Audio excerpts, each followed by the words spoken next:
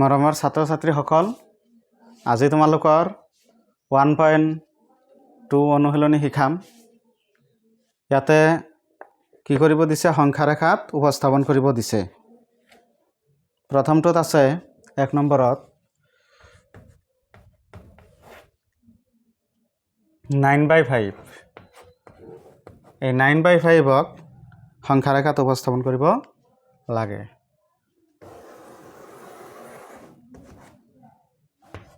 গতিকে এই 9/5ত যদি আমি সংখ্যা ৰেখাত উপস্থাপন কৰোঁ তেতিয়াহ'লে কি হ'ব, 9/5 মানে কি, এইটো 1তকৈ নিশ্চয় ডাঙৰ। গতিকে আমি যদি ইয়াতে 1ৰ পৰা আৰম্ভ কৰোঁ, এইটো যদি আমি কি কৰোঁ 1 বুলি ধৰোঁ, 1 মানে কি হ'ব, তেতিয়াহ'লে 5/5 হ'ব।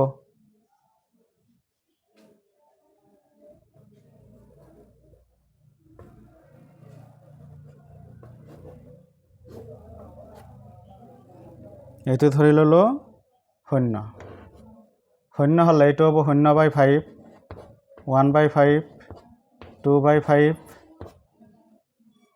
এনেকৈ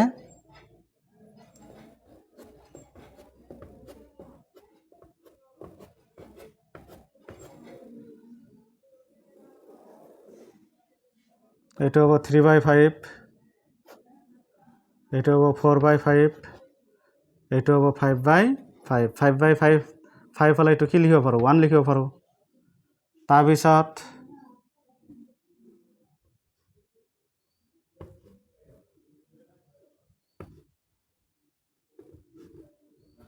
এইটো 6/5, তাৰপিছত 7/5, 8/5, 9/5,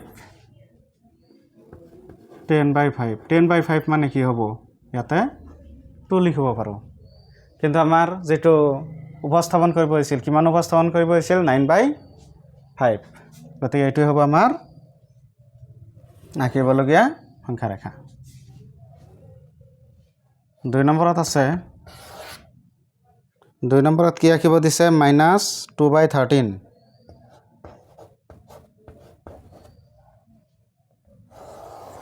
গতিকে এইটোৰ সংখ্যা ৰেখাডাল হ'ব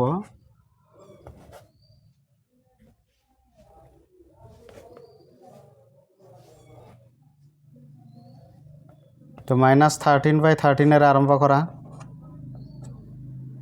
-13/13 হ'লে কি হ'ব, -1। এইটো যিহেতু মাইনাছত আছে, মাইনাছৰ পৰা আমি আৰম্ভ কৰিম।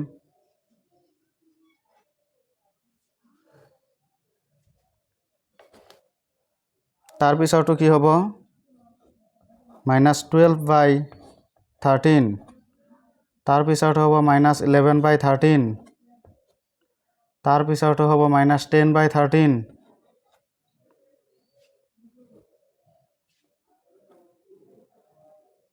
তাৰপিছৰটো 9/13, 8/13, 7/13, 6/13, 5/13, 4/13, 3/13, 2/13 নহয়। তাৰপিছৰটো কি হ'ব, -1/13। তাৰপিছৰটো হ'ব 0/13। 0/13 হ'লে কি হ'ব, এইটো হ'ব 0। গতিকে এটা এনেকৈ লিখি দিয়া, -9/13, -8/13, -7/13, -6/13, -5/13, -4/13, -3/13। গতিকে আমাৰ আঁকিব দিছিল কি, -2/13। গতিকে এইটো হ'ব -2/13। ঠিক আছে। তাৰপিছত 3 নম্বৰটো চোৱা।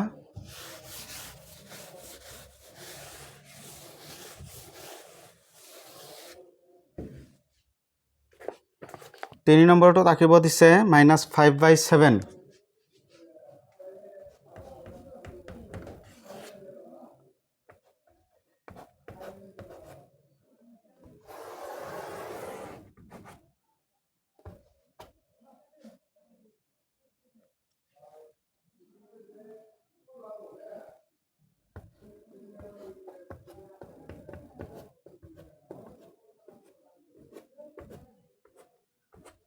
এনেকৈ দি দিয়ে। এতিয়া কি হ'ব, এইটো যদি 0 ধৰা, এইটো 0/7, তাৰপিছত -1/7, -2/7, -3/7, -4/7, -5/7, -6/7, -7/7, -7/7 হ'লে কি হ'ব, -1 হ'ব, এইটো হ'ব -1।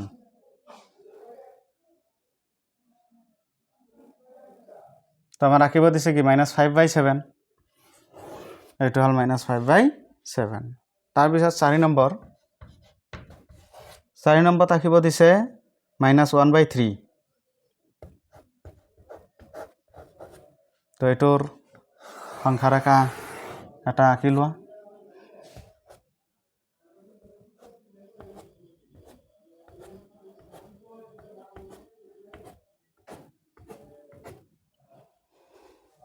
তো এইটো আছে মাইনাছত, গতিকে এইটো যদি কি কৰা 0/3 ধৰা, 0/3, তেতিয়াহ'লে এইটো কি হ'ব 0। তাৰপিছত -1/3, -2/3, -3/3, এইটো কি হ'ব 1, -4/3, -5/3, -6/3, -6/3 হ'লে কি হ'ব, এইটো -2, কিন্তু আমাক আঁকিব দিছে কি -1/3, গতিকে আমি এইটো লিখিম -1/3। তাৰপিছত আৰু এটা আছে সংখ্যা ৰেখা আঁকিব দিছে,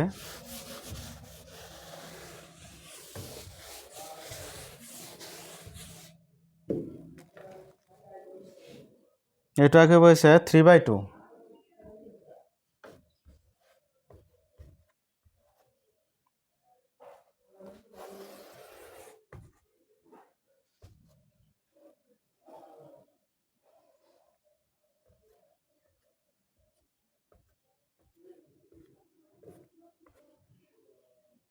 এইটো যদি 0 ধৰা হয়, 0/2, 0/2, তাৰপিছতো 1/2, তাৰপিছতো 2/2, 2/2 হ'লে কি হ'ব 1, তাৰপিছতো 3/2, তাৰপিছতো 4/2, এইটো কি হ'ব 2, তাৰপিছতো 5/2, তাৰপিছতো 6/2, এইটো হ'ব 3, এনেকৈ হ'ব। কিন্তু আমাক আঁকিব দিছে কি 3/2, 3/2 কোনটো, এইটোৱে হ'ব আমাৰ সংখ্যা ৰেখা।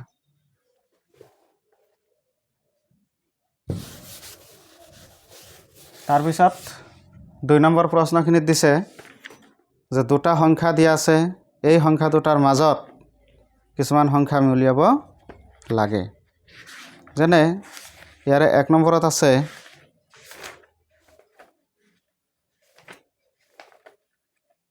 তলত দিয়া সংখ্যাবিলাকৰ মাজৰ যিকোনো 5টাকৈ পৰিমাণক উলিওৱা। 1 নম্বৰত আছে কি -3/5,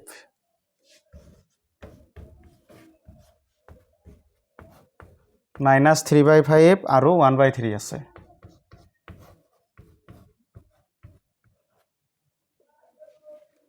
এতিয়া চোৱা, এই -3/5 এইটোক যদি আমি কি কৰোঁ, হৰ আৰু লব দুয়োটাকে আমি একে সংখ্যাৰে পূৰণ কৰোঁ, হয়তো 3ৰে যদি পূৰণ কৰোঁ, এই 3ৰে যদি পূৰণ কৰোঁ, তেতিয়াহ'লে কি হ'ব -9/-15।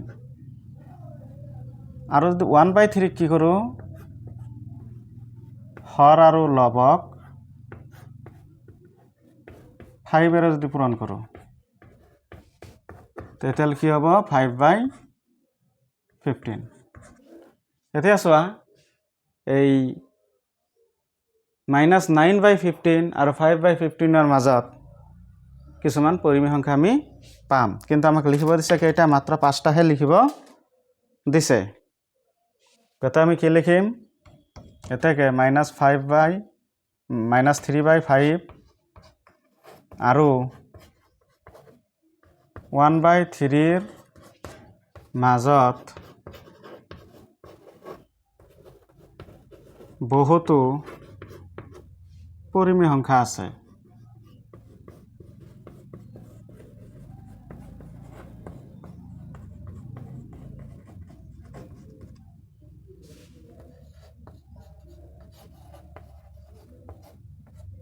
তাৰে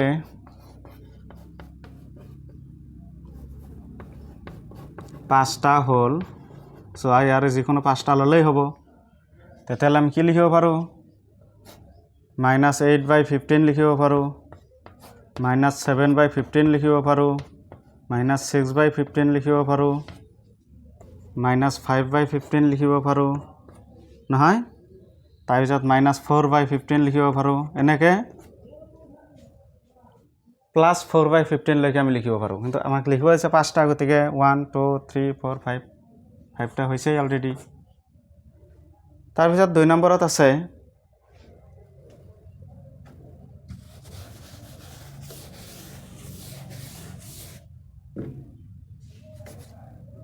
দুইৰ 2 নম্বৰত আছে কি -2/3 আৰু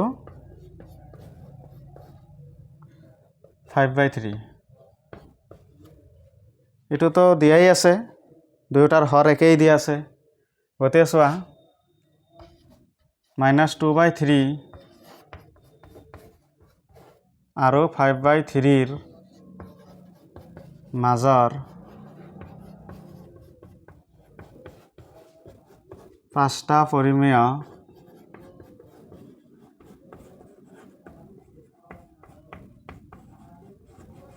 সংখ্যা হ'ল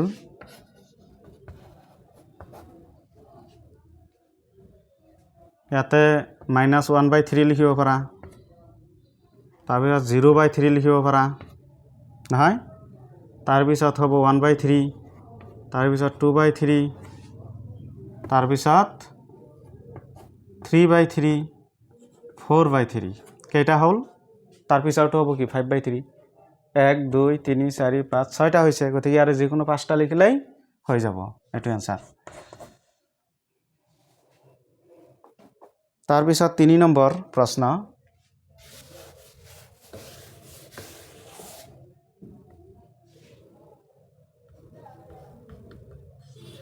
তিনি নম্বৰত আছে -5 আৰু -4 তো চোৱা এনেকুৱা সংখ্যা থাকিলে কি কৰিবা আমাক কেইটা পৰিমেয় সংখ্যা উলিয়াব দিছে পাঁচটা উলিয়াব দিছে গতিকে আমি 6ৰ হৰবিশিষ্ট ভগ্নাংশ বনাই ল'ম তো -5ক যদি 6ৰ হৰবিশিষ্ট পৰিমেয় সংখ্যা বনাব খোজো তেতিয়াহ'লে আমি কি লিখিব পাৰোঁ -5 = 5ৰ লগত 6 পূৰণ কৰিলে কিমান হ'ব 30 হ'ব -30/6 এই -13ক যদি 6ৰে হৰণ কৰি দিয়া তেতিয়াহ'লে কি হ'ব 5 হ'ব আৰু এই 4কো আমি এনেকৈ কি কৰিম 6ৰ হৰবিশিষ্ট ভগ্নাংশ লিখিম 6 × 4 কিমান হ'ব 24 গতিকে -24ক 6ৰে হৰণ কৰিলে 4 পাম -4 গতিকে -5ৰ পৰিৱৰ্তে আমি কি ক'ব পাৰোঁ -30/6 আৰু -4ৰ পৰিৱৰ্তে আমি কি লিখিব পাৰোঁ -24/6 এতিয়া এই -13/6 আৰু 24/6ৰ মাজত পৰিমেয় সংখ্যাকেইটা লিখি দিলেই হৈ যাব এতিয়া -5 আৰু -4ৰ মাজত থকা পাঁচটা পৰিমেয়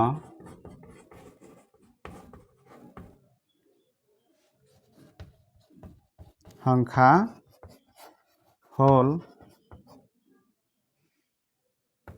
-29/6 -28/6 -27/6 -26/6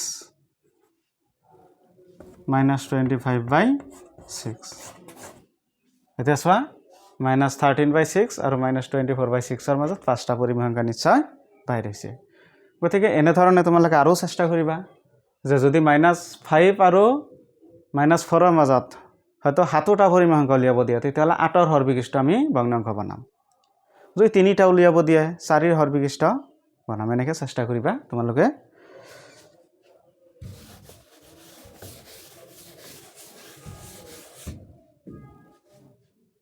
তাৰপিছত 4 নম্বৰ কুৱেশ্যন 4 নম্বৰত আছে -2/-3 -2/-3 মানে কি লিখিব পাৰোঁ 2/3 লিখিব পাৰোঁ আৰু 3/7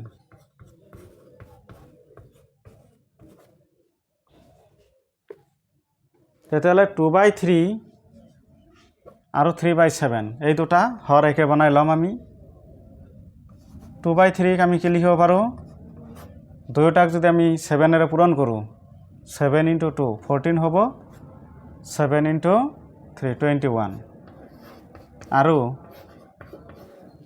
3/7ক আমি কি লিখিব পাৰোঁ 3/7 যদি হৰ আৰু লব 3 ৰে পূৰণ কৰোঁ 9/21 তেতিয়াহ'লে কি হ'ব চোৱা এতেকে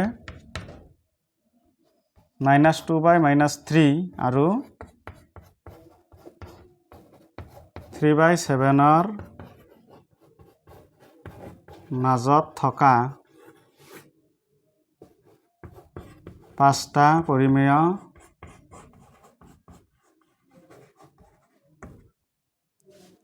সংখ্যা হ'ল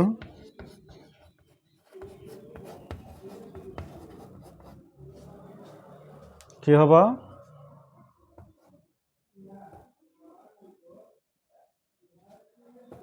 13/21 12/21 11/21 10/21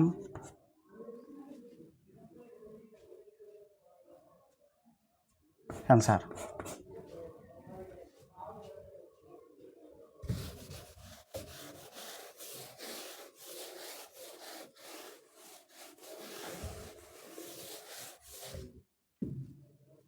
তাৰপিছত চোৱা 3 নম্বৰত আছে -2/5তকৈ ডাঙৰ আৰু 1তকৈ ডাঙৰ 1তকৈ সৰু যিকোনো 5টা পৰিমেয় সংখ্যা উলিওৱা 3 নম্বৰ -2/5তকৈ ডাঙৰ আৰু 1/2তকৈ সৰু তো এইটো যদি আমি কি কৰোঁ হৰ একে বনাওঁ তেতিয়াহ'লে কি হ'ব -2/5 হৰ আৰু লব 2 এৰে পূৰণ কৰি দিয়া তেতিয়াহ'লে কি হ'ব 2×5 = 10 আৰু -4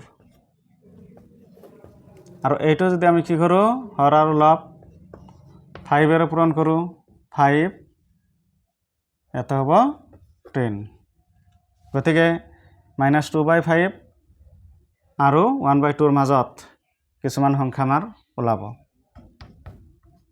ইয়াতে -2/5 আৰু 1/2ৰ মাজৰ পৰিমেয় সংখ্যা